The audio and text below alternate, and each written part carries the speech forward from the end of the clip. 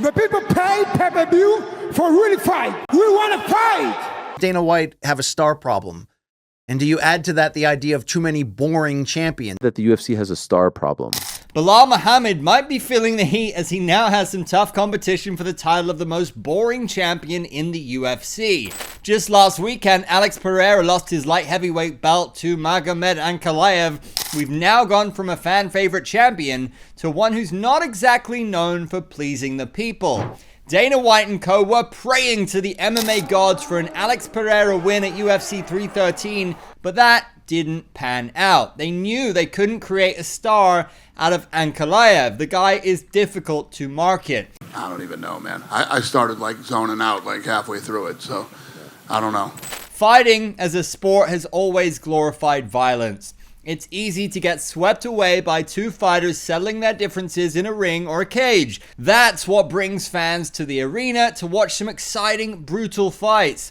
The kind that gets our blood pumping and adrenaline flowing. But today, we're seeing some fighters who'd rather win at any cost, even if it means avoiding that killer shot or leaving it all out there like gladiators. This has sparked a serious conversation about whether the current crop of champions might be the most boring collection ever assembled. We're in the era of sports entertainment, and it feels like the boring champions era in the UFC might be here to stay. So what's going on? How did we go from the submission artists and knockout machines of the past to a new wave of dominant but rather dull champions who are content to have their hand raised at any cost? Take a look at this. We've got champions who, let's be real, are amazing fighters, but their fan base is divided. With Pereira being the latest casualty, we're stuck with champions who are great at winning and skilled in the cage, but not exactly thrilling to watch. Pereira, for instance, was one of the few champions who would put on a spectacle for the fans. The most exciting fighter and active champion in the sport just lost his title to a wrestler named Magomed. First and foremost, I mean no disrespect, but we can't ignore this narrative any longer. Don't get me wrong, the current UFC champions are elite fighters for a reason. It's mixed martial arts after all, and that means combining all the arts to get your hand raised. That said, styles make fights. We've heard it time and again. It's the entertainment value that hooks casual viewers, while hardcore MMA fans like us will always tune in.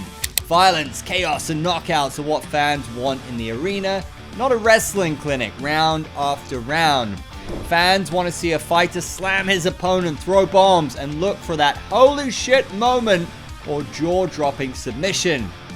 A style of controlling your opponent by clinching or hugging just to grind out a win doesn't fill an arena. It leads to yawns and fans heading for the exits. And then some of these champions avoid defending their titles against the legit #1 contenders. Take John Jones, arguably the MMA GOAT. He's fought once in the last 2 years, and that was against an aging retired Stipe Miocic. He doesn't want to defend his belt against fan favorite Tom Aspinall.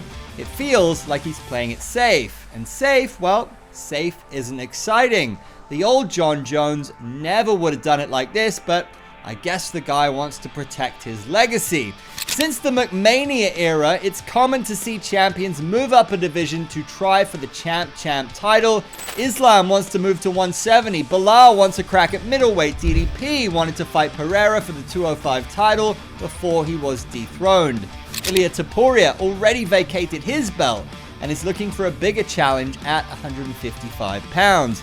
Topuria and Pereira were thought to be the only finishers among the current UFC champions, and now both are without their crowns. This trend needs to be eliminated by the UFC, or at least regulated with criteria. The only stability is in the two lower divisions, which are full of contenders but still lack a confirmed matchup. Even the narrative is lacking. There isn't a single matchup that's making waves among fans. Maybe the next pay-per-view will bring up some excitement from some lesser-known stars, but Dana has to step up and make some great matchups for both champions and contenders to shake things up.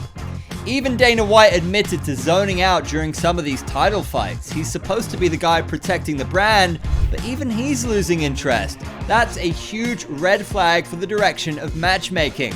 I think the main event was terrible. I started to zone out after like 3 rounds. Wasn't a barn burner. I started like zoning out like halfway through it, so. Now, let's talk about the title holders.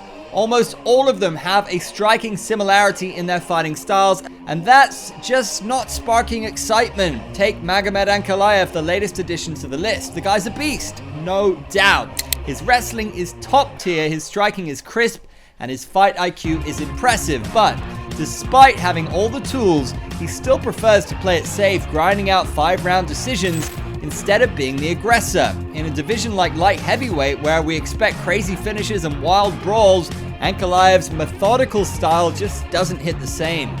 Before Ankalaev, we had Pereira, who was knocking out opponents left and right with his precision.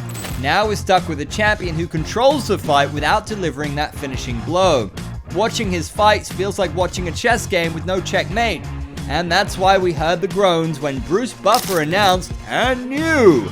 Not all Dagestanis are like this though. Khabib Nurmagomedov, a master grappler, was a finishing machine. Even those who weren't fans of grappling would stand up and take notice of Khabib's incredible skill. Now Islam Makhachev, the reigning lightweight champion, has insane grappling. His ability to control fights is off the charts. But when was the last time you saw a Makhachev fight that had the crowd really on its feet? The only highlight moment I can think of recently is his knockout of Volkanovski, which speaks to his craft, but also raises the question, why doesn't he lean into this part of his game more often? That's fine for some, but when you're fighting for a UFC title, millions of fans around the world expect fireworks. Makhachev has the belt, but it's more of a slow burn than an explosive flash bang.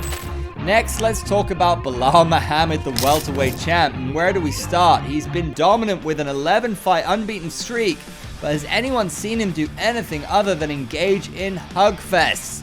The crowd often groans during his fights, and his bout with Leon Edwards was another snooze fest that only came to life when Bruce Buffer called it.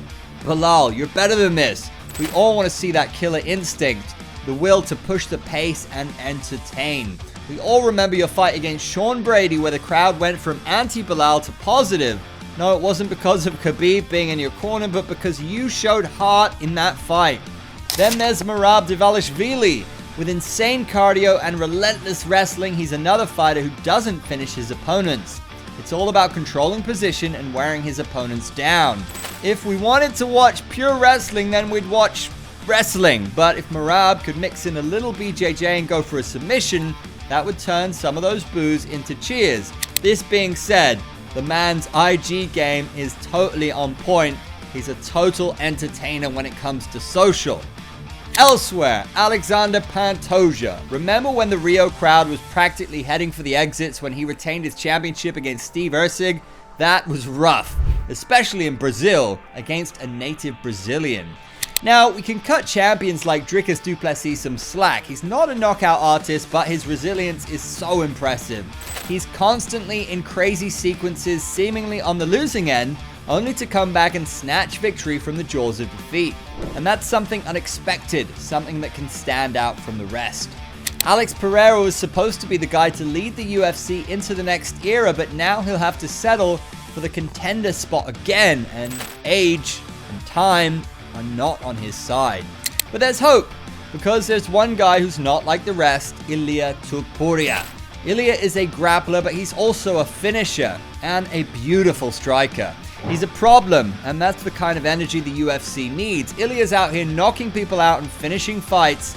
That's the kind of excitement we need right now. Fans will glorify this aggressive style over the hugging and holding.